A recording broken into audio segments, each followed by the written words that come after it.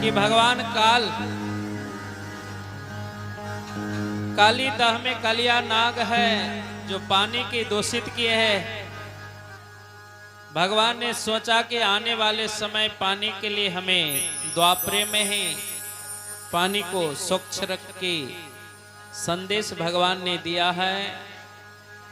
और भगवान ने सभी ग्वाल बाल के साथ में गेंद खेलने की बहाने काली दह पर जाते। कृष्ण कन्हैया लाल की। और काली दह में जा रहे मार्ग में बलराम जी मिल गए, दाऊ भैया। और वो मार्ग जा रहे हैं काली दह की ओर।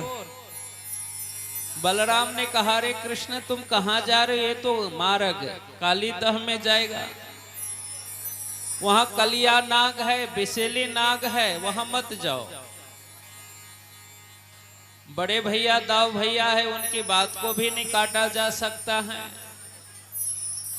कन्हैया ने कहा, भैया आपकी बात मैं मानता हूं, मैंने इस मार्ग में तो कहीं और जा रहा हूं। और भगवान मार्ग को छोड़कर दूसरे मार्ग से काली दह में गए हैं। और वहां पर गए हैं तो भगवान अपने सखाओं के साथ में गेंद खेलना प्रारंभ किया है।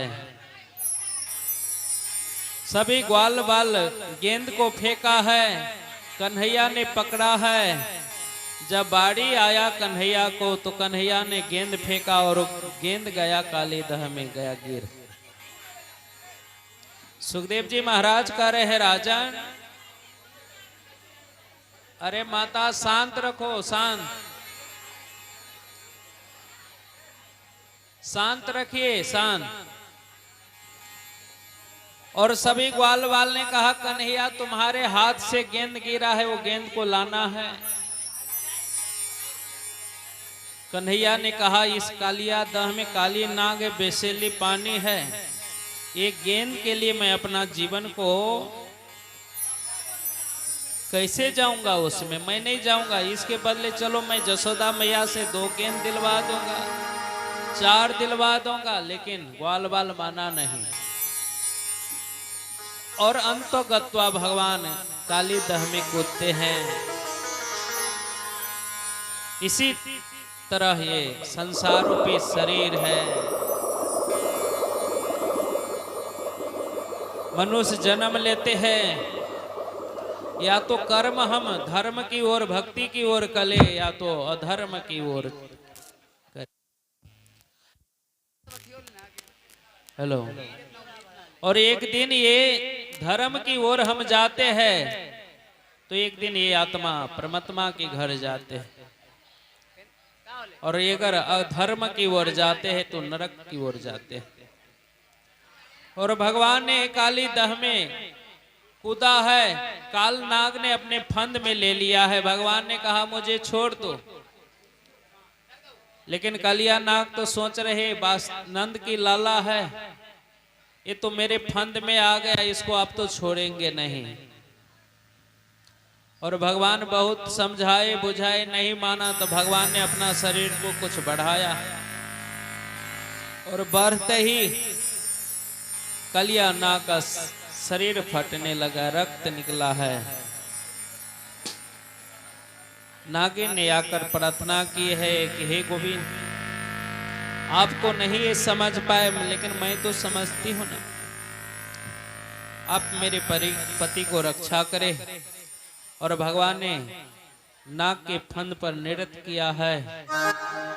और वहां से भगवान उस गेंद को लेकर वापस आ जाते हैं। कृष्ण कन्हैया लाल की। सुखदेव जी महाराज कहते हैं कि इस तरह से कन्हैया नाग को उपदेश किए कि तुम इस जल को छोड़कर बाहर जाओ। नाग ने कहा कि आने मुझे बाहर जाएंगे लोग मार देंगे। कहा नहीं, मेरा वचन है कि कलयुग में तुम्हें सभी सम्मान दृष्टि से देखेगा। और इस तरह से भगवान सुखदेव जी महाराज कहते हैं कि भगवान ऊपर आए, सभी शाखा खुश हुए हैं। आगे गोपी और कृष्ण का संबंध में बहुत प्रेम भाव है। गोपी जब कृष्ण को बुलाते हैं आ जाते हैं, लेकिन एक समय गोपी को मन में अभिमान आया कि कन्हैया को बुलाते तो आते हैं, अब मुझे कन्हैया बुलाएगा तो तब मैं जाऊंगा। और ये बात जानकर कन्हैया जाना ना छोड़ दिए हैं।